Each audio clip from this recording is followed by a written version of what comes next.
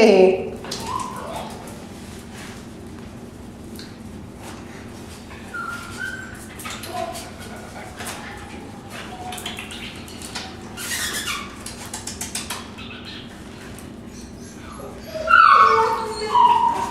Thank you.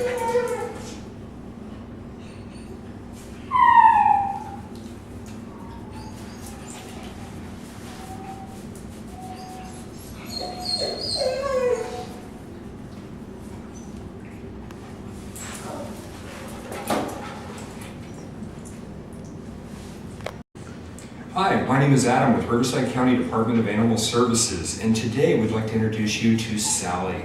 Sally is a 1-year-old female toy wire hair terrier. She's approximately about 12 to 15 pounds.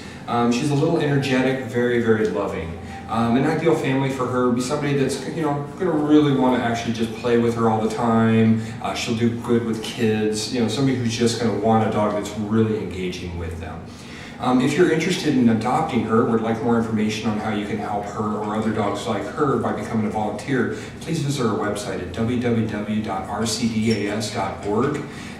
And we appreciate you liking and sharing this video. What do you think?